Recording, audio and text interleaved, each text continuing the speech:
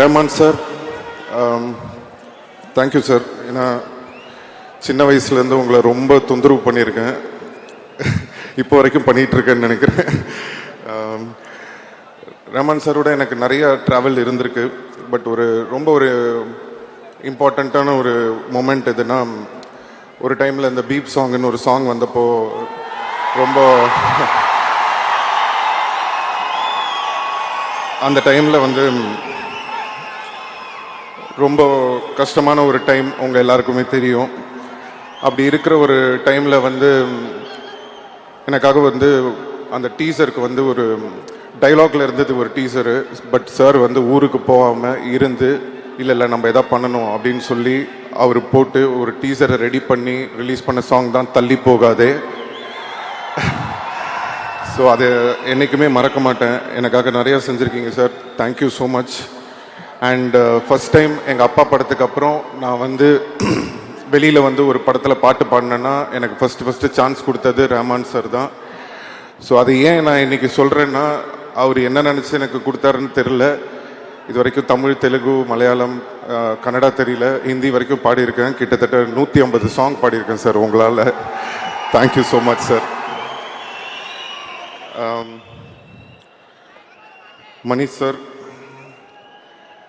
மணி சாரை பற்றி சொல்லணுன்னா, அவங்க யாருக்கும் தெரியாத ஒரு விஷயம் இருக்குது.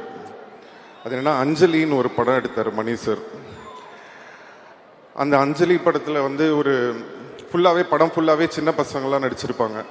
அப்போ அந்த அஞ்சலி பாப்பாவோட பிரதராக ஒரு சின்ன பையன், தெலுங்கு ஆக்டர் அவர் சார் மணி சார் காசு பண்ணியிருப்பார். அப்போ நான் அந்த படம் பார்த்துட்டு அழுவ ஆரம்பிச்சிட்டேன் வீட்டில் எங்கள் அப்பா கிட்ட.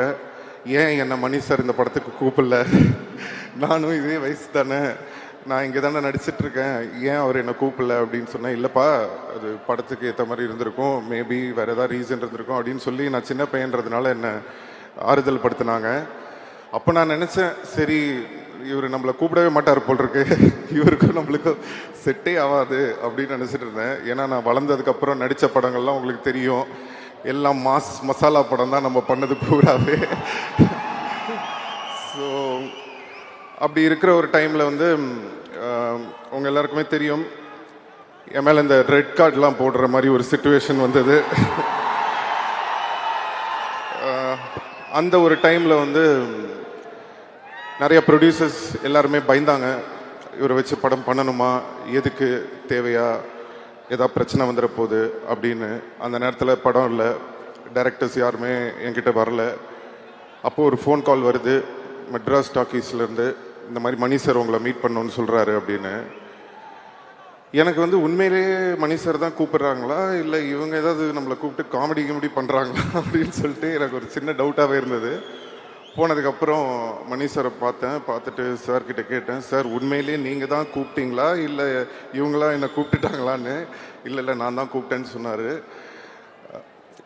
எனக்கு என்னென்னா, அந்த நேரத்தில் யாருமே என்னை வச்சு படம் பண்ணுறதுக்கு எல்லாருமே பயப்படும் போது, பயப்படாமல் தைரியமாக இந்த பையனை நம்பி நம்ம இந்த படத்தில் எடுக்கலான்னு ஒரு நம்பிக்கை வச்சு என்னை கூப்பிட்டீங்களா சார், என்றைக்கும் மறக்க மாட்டேன் நான் மணி sir. Thank you so much sir.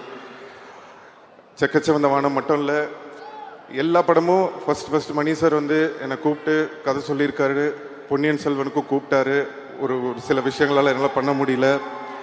அதுக்கப்புறம் தக் லைஃப்லையும் கூப்பிட்டு ஃபஸ்ட்டு மணி சார் கூப்பிட்டாரு. அப்போவும் என்னால் ஒரு கெட்டப் ப்ராப்ளம் இருந்ததுனால பண்ண முடியாமல் இருந்தது. பட் அகெயின் திரும்பவும் அந்த ஆப்பர்ச்சுனிட்டி வந்தது.